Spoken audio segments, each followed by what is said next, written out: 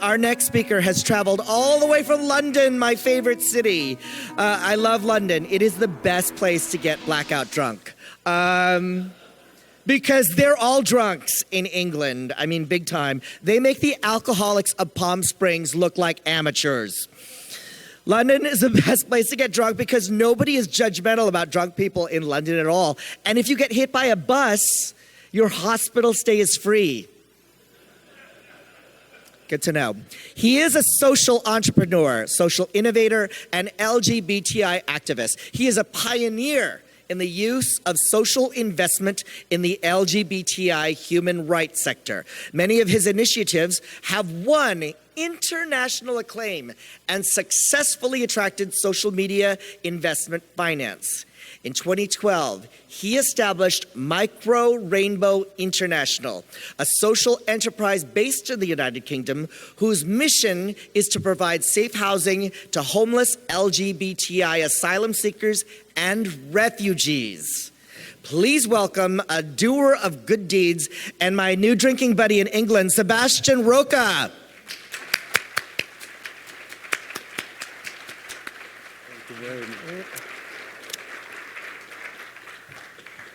Well, thank you for the fabulous introduction.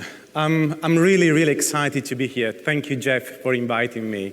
I'm excited because I always enjoy sharing about the work that we do with LGBTI, asylum seekers and refugees, but also because as from today, I am not a NAGLREP conference virgin anymore. So as Alex said, I founded Micro Rainbow International about 7 years ago. And the reason why I created Micro Rainbow is because I have a big passion in life and a big dream.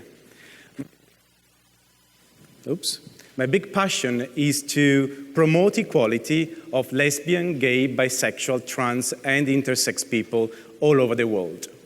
And my dream is to do so by finding new models for social change that are innovative, scalable, and replicable, like the program I'm going to talk to you about today.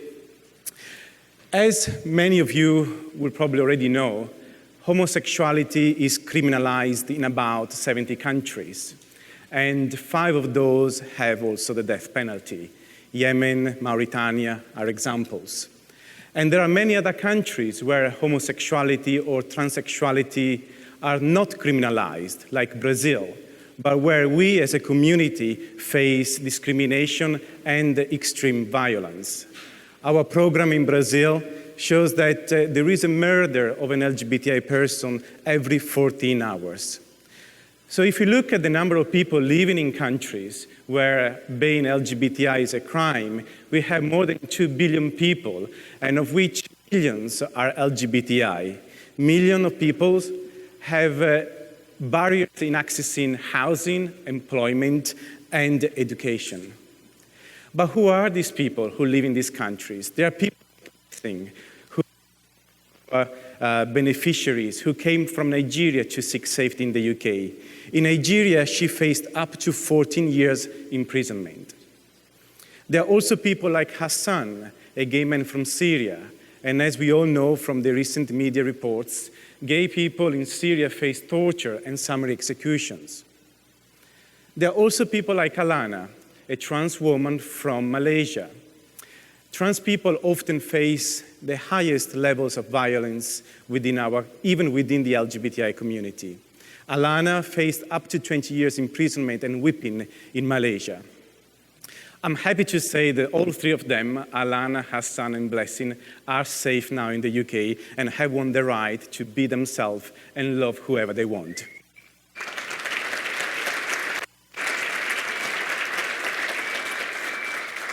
There are not many statistics globally that show how many people leave those countries and seek safety in others. The UK Home Office has started to collect this data in the last couple of years, and they show that about 1,500 people claim asylum because of their sexuality every year. If we add to that number those people who claim asylum because of their gender identity or intersex status, we can safely estimate that more than 2,000 people every year come to the UK and seek asylum. And they come from countries like Pakistan, Bangladesh, Malaysia, Uganda, and Nigeria. But what's more shocking about these statistics is that 30% of those people who claim asylum are given the right to be safe in the UK. That means that 70% have to fight again and again to secure their right to safety. And the result might be that they return to a country where they face death. So, against this background, we have done our own research into the lives of LGBTI people seeking asylum. And what we have uncovered is that over 70% of our beneficiaries have faced homelessness during the asylum process. That is at a critical point in time when they are fighting for their right to live. Our statistics also show that more than 80% of our beneficiaries have faced a risk of abuse in the housing they were given by the government. And over 50% have reported actual violence, including rape. So against this background, we thought, wouldn't it be wonderful if there was a place LGBTI people fleeing persecution from abroad find a house that is called home, where they don't have to worry about being raped or beaten up, where they can focus in winning their right to be free in the UK. So in June 2017, we bought our first home. A few months later, in October 2017, we opened its doors, and we had 4 people joining this safe house. And they were from Jamaica, Bangladesh, Malaysia, and Uganda. And what they said as they arrived are probably things that we take for granted. Some of them said, finally, I have found a place that I can call home. Finally, I can wear my high heels without fearing being abused.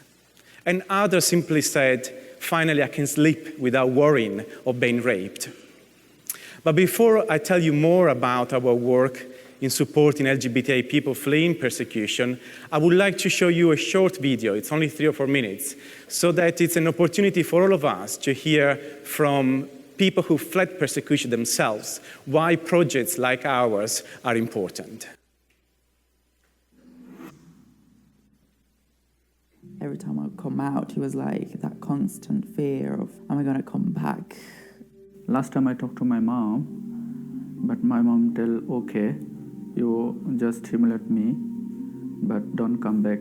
I was always living with that fear, and it got very scary. If I go back, I have brothers, they're gonna kill me. There are more than 70 countries where being LGBTI is not safe. And when people come to the UK to seek safety, they're still not safe. This is the first safe house for LGBTI asylum seekers in the UK. One of the challenges that LGBTI refugees face that is different from the rest of the refugee population is that because of their sexuality, they are extremely isolated. And this isolation leads to poverty and homelessness. Safety in housing is a very widespread problem. The majority of LGBTI asylum seekers do face some form of violence or abuse, whether that's physical, sexual, or psychological abuse. The need in the countries is massive. There are hundreds of LGBTI asylum seekers every year who need a safe place to be. It was that I had to be sharing with another male who I have never been in touch with. And I mean, especially since I'm a bit feminine, I was all that time, I was in the back of my head, who's gonna be coming? It's like this uncertainty, it just kills. You could be sleeping at night and just get attacked. Remembering Liverpool being nearly sexually assaulted. And I just felt so insecure and just scared to death. My name is MD Raihan Malik. I'm from Bangladesh. I came here in 2011. LGBT is like crime in my country. This was so difficult for me because Islam doesn't allow in gay or just LGBT, any sexual orientation. I living before other people that are not LGBT. They don't attack just physically, but mentally attacked all time. If I come with you, go from here, just like animal.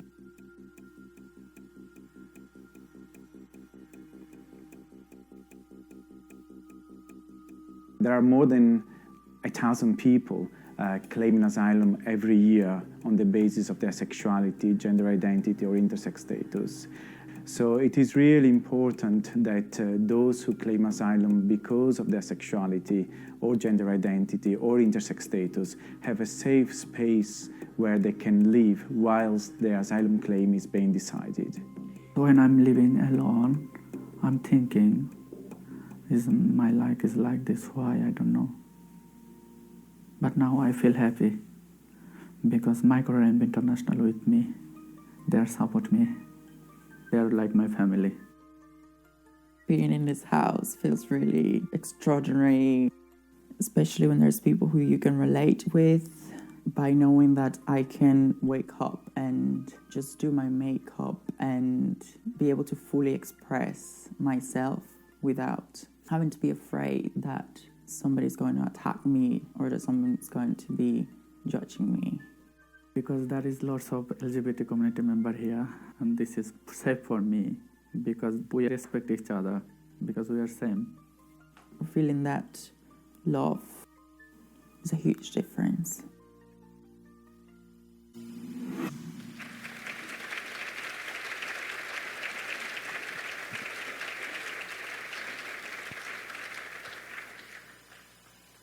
Thank you. So, as you have seen in the video, the need for this work was big, and it still is. So we decided after the first pilot to scale our work and to find innovative ways to do so.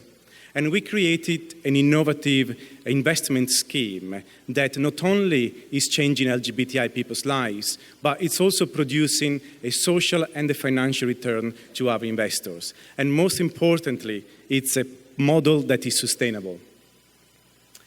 Such model won the Lord Mayor's Innovation Award just a week ago, so I figured I stick the picture right here. So 2 years from the first safe house in 2017, we have now bought 10 houses. We scaled the program within London and replicated it in another 2 regions within the UK. We are able to provide more than 14,000 bed nights free from violence to LGBTI people fleeing persecution.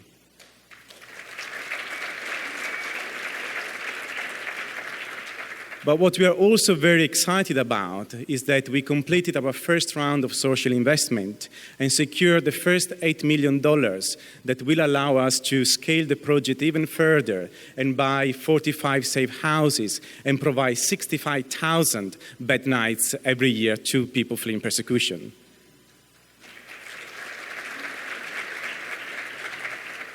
But housing is not the only element of our holistic approach to integration. Social inclusion is also an important program. Why is social inclusion important? The majority of people that we work with have left their homes after having been imprisoned. They suffered trauma and torture. So they come to the UK with a lot of trauma that they have to deal with before they are able to move on and lead fulfilling lives.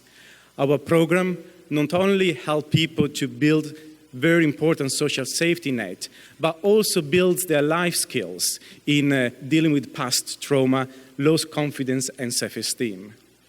And the last element of our program is job training and employability. That's also important because in the UK, if you come to seek safety because of your sexuality or any other grounds, you are not allowed to work. The only thing you're allowed to do is wait for the government to decide on your future. That means that for many LGBTI people, it is years and months since they last had a job. And being able to refresh their employment skills will ensure that they have better chances in fulfilling their dreams in life. But before I say goodbye, I would like to leave you with a takeaway and one invitation if I can. The takeaway is this one. Housing is a very important issue within the LGBTI community. Our work in Brazil shows that if you are LGBTI, you are likely to be rejected by your families. If you are born in a household in the favelas, you are likely to become homeless. Our work in Cambodia shows that if your landlord finds out that you are LGBTI, they are going probably to evict you. And if your small business is linked to your house, like it happens in many developing countries, not only you lose your home, but you also lose your livelihood. Statistics now show that everywhere, the majority of kids on the streets are LGBTI. So housing is a widespread issue within the LGBTI community. In creating our innovative model and solution to homelessness of LGBTI asylum seekers and refugees, we brought together unusual suspects. We brought together allies that sometimes are uncomfortable. We work together with the government, with the private sector, with civil society, and the housing sector. So what our models show is that solidarity is the foundation of our change. Solidarity has also been the foundation of our community since ever. So in times when divisions and hate seem to prevail in the news and in our communities, let's stick together. And let's bring more allies within our community, because all together, as our model shows, we can achieve great things. And finally, I would like to leave you with an invitation. LGBTI people leave countries like Nigeria, Uganda, Malaysia, and they try to find safety in the UK, in Germany, in France, but also in the UK. So my invitation is this one. When you go back to your states, try to connect with those organizations that might be helping people fleeing persecution. And let's be disruptive. Let's use your knowledge in the housing sector to have conversations on how all of us together can find innovative solutions to tackle homelessness amongst the most vulnerable people within our society, whether they are LGBTI asylum seekers, whether they are LGBT youth or trans people of color. And on that note, I would like to congratulate all of you for the brilliant advocacy that you have been doing over the last few years. And I also wish a fantastic rest of the conference. Thank you.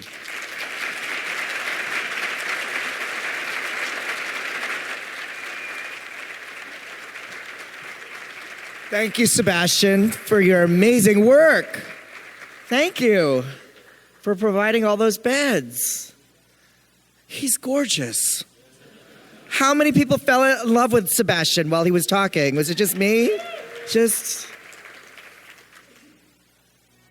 Yeah, all right, I'm obsessed. I gotta move on. Find me on Instagram at Alec Mappa. We'll follow each other. He has a nice place in the south of France, so he's my new best friend.